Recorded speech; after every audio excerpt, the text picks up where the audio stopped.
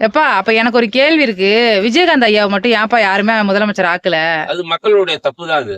ஆ, அவரும் ஒரு முறை முதலமைச்சரா வந்திருந்தா, ஆ, இன்னும் நாட்டு மக்களுக்கு நல்லது தான் நடந்திருக்கும். ஆ, அவர் எம்ஜிஆர் என்ன சொன்னாரு, செஞ்சாரோ, அதே மாரி இவரும் சொன்னத செஞ்சிருப்பாரு. ஆ, அந்த அவர சினிமாவ பொறுத்தளவுல செஞ்சு அவர் நின்ன காட்டிட்டாரு. தொகுதியில ஏரியாவுல மட்டும், ஆ, ஆளுக்கு ஒரு மாடு, கன்னு ஆ, எல்லாருக்கும் ஓட்டி குடுத்து, ஆ, ஏழை மக்கள கஷ்டப்படாதீங்க. ஆ, அப்படி நான் சம்பாரிச்ச காசுல வாங்கி குடுக்குறது தான் உங்களுக்கு இதுன்னு சொல்லி செஞ்சாரு. ஆ. இல்ல அதுபோல எப்பா விஜயகாந்த் ஐயா முதலமைச்சர் நாற்காலிக்கு ஆசைப்பட்டு அதுக்கு எலக்ஷன்ல நின்னாரா? அரசியல்ல இல்ல இறங்குனாரா? கிடையவே இல்ல கிடையாது. மக்களுக்கு செய்யணும்னு இறங்குனாரா? மக்களுக்கு செய்யணும் ஆ, அப்படிங்கிற மாரி எம்ஜிஆர் மாரி நம்மளும் போய் செய்யணுங்கிறதுக்கு வந்தவர் தான் அவரும். ஆ, அவர் மக்களுக்கு செய்யக்கூடாதுங்கிற எண்ணத்திலே அவர் வரல அரசியலுக்கு. ஆ, எம்ஜிஆர் சினிமாவுல எப்படி நடிச்சாரோ விஜயகாந்த், ம், அது போலவே மக்களுக்கு செஞ்சு காட்டணும் அப்படிங்கிற மாரி ஏறி வந்தது தான் அவரு சீட்டுக்கு.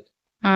அவரு ஒரு நின்ன ஏரியா தொகுதியில அனைவருக்கும் செஞ்சிருக்கிறார். அந்த ஊர் பக்கம் போய் கேட்டோம்னா அந்த மக்களே சொல்லுது. அத மாரி செஞ்சிருக்கிறாரு எல்லாருக்குமே. நான் இருந்த தொகுதிக்காக செஞ்சுட்டு போறேன்னு. அவர் இருந்திருந்து ஒரு முறை முதலமைச்சரா இருந்திருந்தா அவரோட நல்லது கெட்டது தெரிஞ்சிருக்கும்ல. அனைவருக்கும் அவர் என்ன சொன்னாருன்னா, ம், அரிசி ரேஷன் கடையில போய் இப்ப நம்ம வரிசையில நின்னு சிரிப்பா சிரிக்கிறோம் போய் அந்த அரிசிய வாங்குறதுக்கு. 9 கிலோ இருக்கிறது 10 கிலோ இருக்கிறது 9 கிலோ தான் இருக்கு. ம், இன்னைக்கு குறைபாடா தான் மக்கள் ரேஷன்ல அரிசி வாங்கிட்டு வந்து சாப்பிடுறோம். ஆனா அவர் என்ன சொன்னாருன்னா, நான் உட்கார்ந்தா ஆ.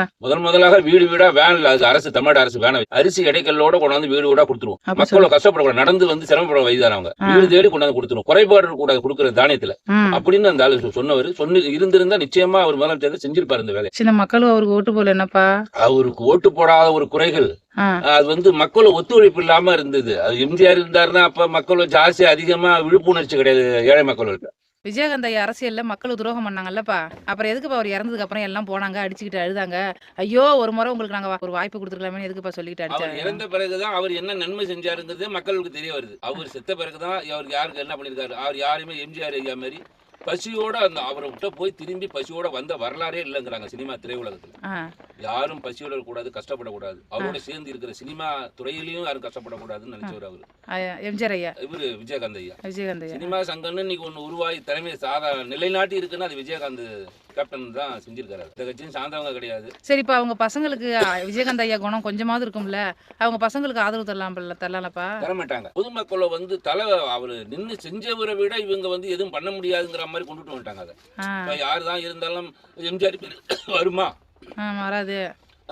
காமராஜ் ஐயா மாதிரி வருமா, வராது, வராது. அப்புறம் அவங்க வாரிசே நின்னாலும் அது அந்த அளவுக்கு வராதில்ல. அவங்க நின்னு செய்யறாங்கன்னா அந்த மக்களுடைய அனுபவங்களும் கஷ்டங்களும் நல்லது கட்டதையும் நுழைஞ்சு பார்த்தவங்க அவங்க.